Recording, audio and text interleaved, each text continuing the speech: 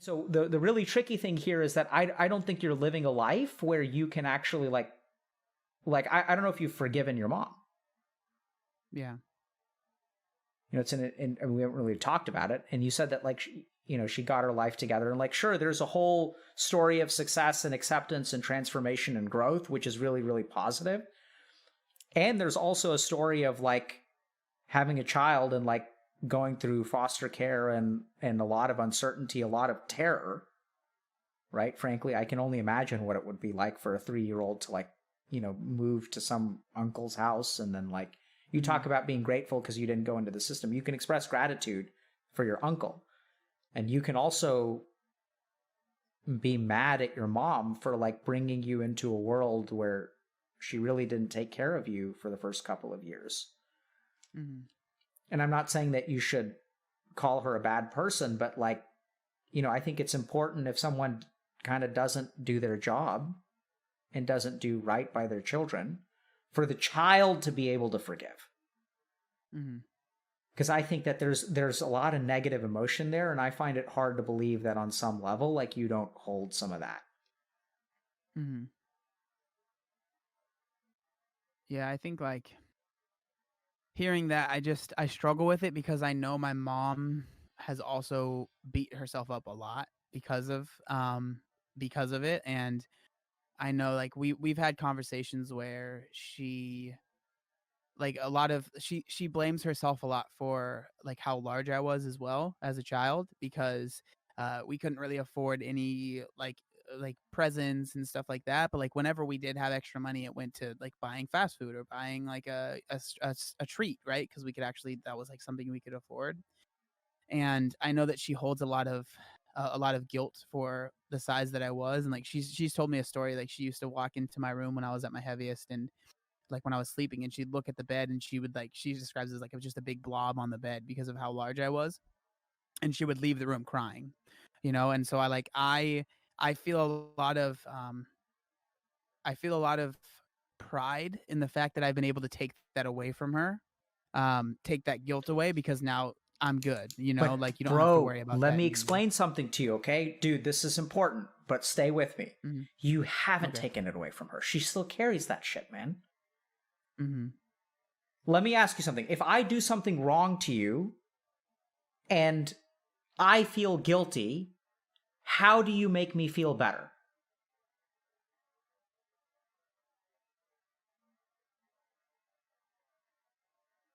I mean, I guess by maybe saying sorry and not doing it again. No. So if I wrong you and I feel guilty, how do you make Oh, me okay, feel okay. better? Sorry.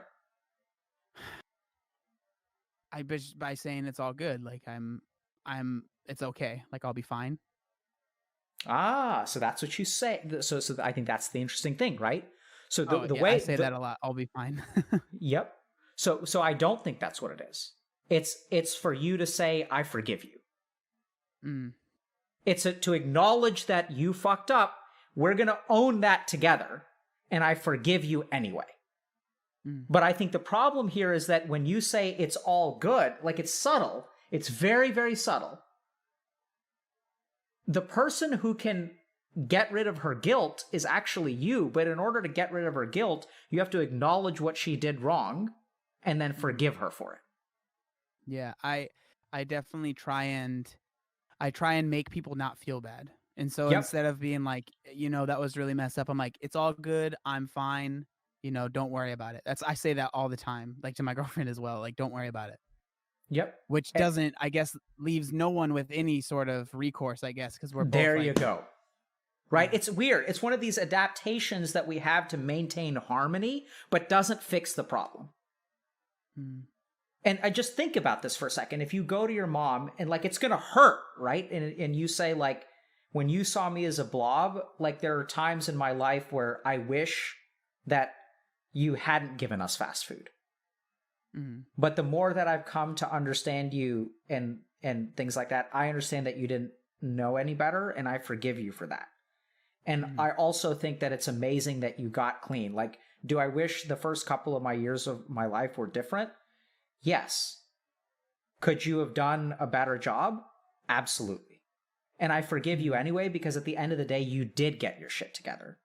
And you supported me in ways A, B, and C. And I'm not overweight now.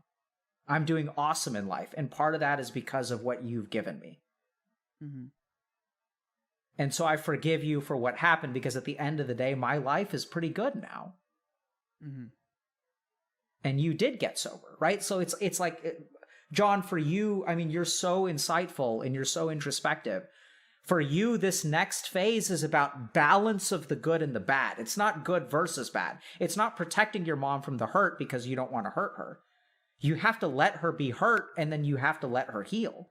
But because you're taking that away from her, you're never holding her responsible. You can't ever forgive her, and she can't ever move past it. Mm-hmm. Instead, you guys just kind of pretend, no harm, no foul. Yeah. Which there's a part of me that says that, like, for her to truly be at peace, you've got to let her own her mistakes, but make sure she doesn't fall into the trap of devaluing her successes too. You've got to give her both, the good and the bad. Yeah. And then if you say, Mom, I forgive you, I think then her guilt will really go away. Because right now it's just buried. Yeah.